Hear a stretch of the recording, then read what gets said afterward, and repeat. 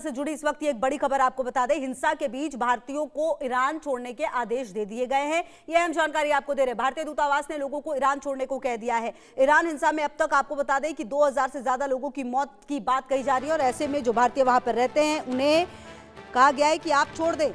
Iran हिंसा से जुड़ी इस वक्त की अहम जानकारी आपको दे दें, जहां कहा गया है कि ईरान छोड़ दें आप, क्योंकि जो स्थिति है वो काफ़ी ज़्यादा खराब होती हुई नज़र आ रही है। जी हाँ, क्योंकि दावा जो है वो अलग अलग किया जा रहा है। कहीं पर कहा जा रहा है 2000 लोगों की जान गई है, लेकिन कई रिपोर्ट्स ऐसा भी दावा कर रहे हैं कि जो संख्या है वो और ज़्यादा बढ़ सकती है। जी हाँ, और आपको बता दें कि अगर जो स्थिति है उसको देखते हुए शायद स्थिति और बिगड़ सकती है और ईरान की करेंसी रियाल की वैल्यू लगभग 0 के बराबर पहुंच चुकी है। जी अगर भारतीय मुद्रा में एक रियाल की कीमत सिर्फ 0.000079 रुपए रह गई है और इससे पहले कई प्रतिबंध भी लग चुके हैं। तो ऐसे में आपको बता दें कि जो ईरान में तनाव के बीच वहाँ पढ़ाई कर रहे भारत के लगभग 2000 छात्रों के परिवारों की चिंता बढ़ गई है और कहीं ना कहीं आपको बता दें कि लगातार ये कहा जा रहा है कि कई ऐसे परिवार हैं जिनके लिए ये अब चिंता का विषय बन गया है। हालांकि जम्मू कश्मीर स्टूडेंट एसोसिएशन के नेशनल कन्वीनर हैं नासिर सुहामी ने उन्होंने ये भी बताया कि 1500 से ज़्यादा कश्मीरी वहाँ काम के सिलसिले में मौजूद हैं। तो अगर आप पूरे इस स्थिति को समझें तो जिस तरह से 28 दिसंबर 2025 से इस राजधानी तेहरान से विरोध प्रदर्शन की शुरुआत हुई, उसके बाद लगातार ये प्रदर्शन हर दिन बढ़ता चला गया। हर अगले दिन प्रदर्शन पहले दिन से ज़्यादा विनाशकारी होता चला गया और आप देखिए कि अभी फिलहाल क्या स्थिति है कि भारतीय दूतावास ने लोगों को ईरान छोड़ने को कह दिया है, क्योंकि वहां पर जो प्रदर्शन है वो लगातार हिंसक होते हुए नजर आ रहे हैं। देखिए, ईरान पश्चिमी एशिया में स्थित है। इसे 1935 तक फारस यानी पर्शिया के नाम से भी जाना जाता था और ईरान की राजधानी तेहरान है, अगर आप पूरे ईरान को समझें। लेकिन पिछले कुछ समय से जो ईरान की स्थिति है वो दिन ब दिन काफ़ी ज़्यादा खराब हो रही है। ईरान की मुख्य भाषा फारसी, यहाँ ईरानियों के बाद अजरबैजानी, कुर्द और लूर सबसे बड़े जातीय समूह हैं।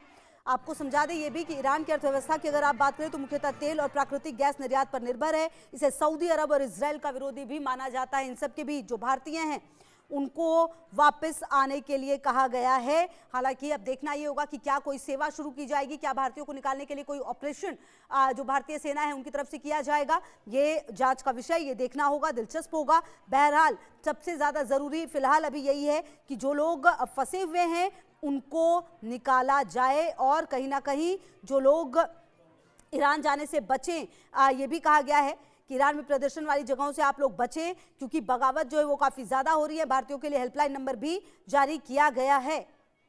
और आरजू सेठ हमारी सहयोगी ज़्यादा जानकारी के लिए हमारे साथ। आरजू, देखिए, एक तरफ कहा जा रहा है कि अगर ज़रूरी ना हो तो ईरान की यात्रा ना करें, दूसरी तरफ लोगों को निकलने के लिए भी वहाँ से कहा जा रहा है।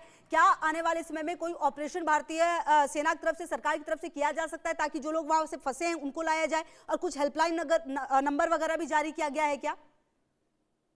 जी बिल्कुल, देखिए अगर हम बात करें तो जिस तरीके से ईरान में लगातार हालात बिगड़ रहे हैं, वहां पर जिस तरीके से उग्र प्रदर्शन जो है वो होता हुआ नजर आ रहा है, ऐसे में भारत सरकार की तरफ से ये एडवाइजरी जो है वो जारी की गई है।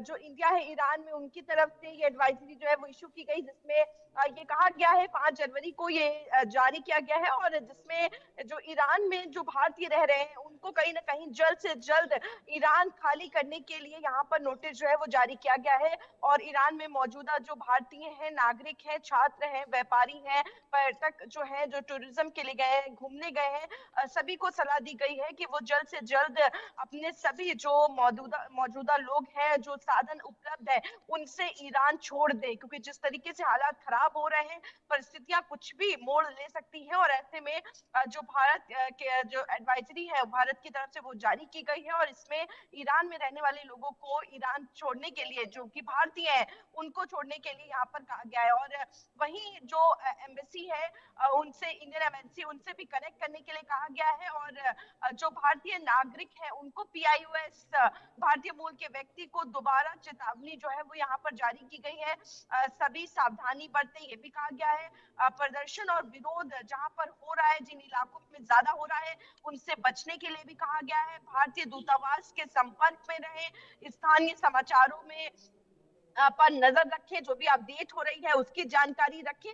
तो तमाम ऐसी चीजें हैं जो निकाली गई हैं, जो बताई जा रही हैं, और ऐसे में ईरान में मौजूदा हालात हैं उससे सभी वंचित हैं। जिस तरीके से हालात खराब हो रहे हैं, और ऐसे में अब ये एडवाइजरी जो जारी की गई है कि ईरान को जल्द से जल्द जो भारतीय लोग हैं वो छोड़ दे, तो ऐसे में ये साफ नजर आता है कि हालात कहीं से भी बेहतर होते हुए नजर नहीं आ रहे। और जिस तरीके से आपने भी जिक्र किया, क्योंकि हमने पहले भी देखा है, जब भी भारतीय लोग किसी भी देश में फंसे हों, जब भी मुसीबत का वक्त आता है, मुसीबत की घड़ी आती है, किस तरीके से भारतीय सरकार हो, आर्मी, नेवी, हर कोई जो है वो अपने भारतीयों को वहां से निकालता है। और ऐसे में जब ईरान में इस तरीके से मुश्किल की घड़ी आएगी, तो जरूर भारत सरकार की तरफ से कोई ऑपरेशन चलाया जाएगा, जिसके अंतर्गत, इसके तहत जो भारतीय जो ईरान में फंसे हैं उनको निकाला जाएगा। जी बिल्कुल। और आरजू देखिए, देखना यह है कि आने वाले समय में किस तरीके से यहाँ जो लोग फंसे हुए हैं उनको निकालने की जो आगे बात सामने आती है। बहरहाल बहुत शुक्रिया आपका इन तमाम जानकारियों के लिए।